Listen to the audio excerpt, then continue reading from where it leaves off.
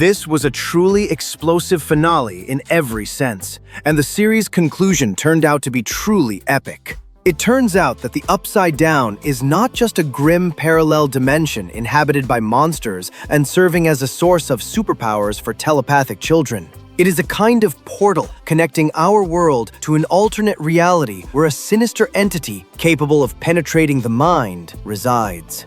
The final episode puts a definitive end to the story of Hawkins as the battleground for humanity's struggle against an out-of-control experiment. Viewers emotionally attached to the heroes will undoubtedly shed more than a few tears, and not necessarily just in the final minutes. The finale fully delivers on the promises made by its creators. Right now, we'll break down the key moments of the Stranger Things finale.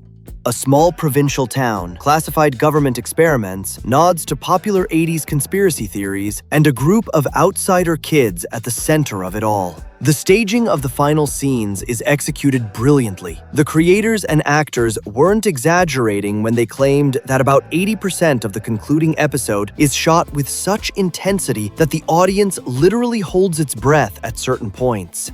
Once the heroes determine their strategy for saving the world, they all join the final battle against Vecna to free the kidnapped children and protect humanity. It's worth noting that there are no major new revelations in the finale, unlike in previous seasons. This is more of a large-scale and spectacular period put to all the plot lines that have accumulated over 5 seasons. The work of the directors and cinematographers deserves the highest praise. Moreover, the influence of geek culture and gaming aesthetics on the authors is obvious. The climactic battle is shot like an epic fight with a final video game boss. Key moments of the Stranger Things finale. Among the main characters, only Henry, the physical embodiment of the Mind Flayer from the 3rd season, and Kali, who played a key role in Eleven's destiny, perish. The episode is structurally divided into 2 parts, the decisive confrontation and the events that take place a year and a half later. It is precisely these scenes that represent the true conclusion of the entire story.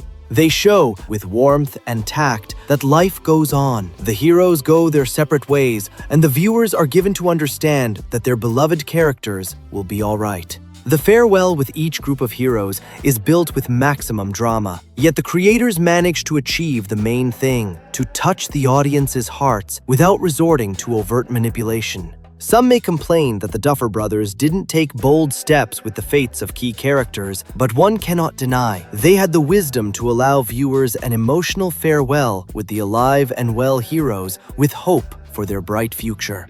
There are already many disappointed reviews online about the finale, saying it didn't live up to the hype. Objectively speaking, a significant portion of the dissatisfied are those who prematurely invented an ending for themselves based on loud speculation and theories from social media. As they often say, high expectations are the viewer's personal problem. If it weren't for one nuance, the Duffer Brothers themselves and some actors indeed purposefully and methodically built up expectations for the finale using a very effective tactic. Interviews were peppered with phrases about the need to be ready for anything, about a very sad new year, and other elements of an impending catharsis that, according to them, would stay with fans for a long time. Such a strategy is very risky, as it can create a situation where the creators become hostages not just to high, but to unrealistic public expectations from an audience that has already devised its own version of the ending and is disappointed when it doesn't match what was shown on screen.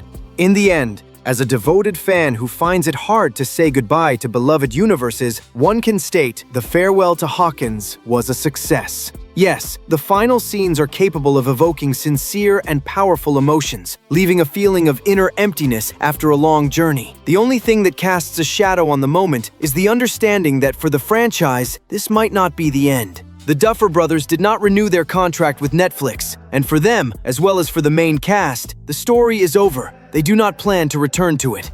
However, the rights to the incredibly successful, arguably the platform's flagship franchise, haven't gone anywhere. There have long been rumors that, commissioned by Netflix, work is underway on an anime spin-off under the working title Stranger Things Tokyo. Although no official announcements have been made yet, many viewers hope there won't be any. Some stories should simply find their worthy conclusion.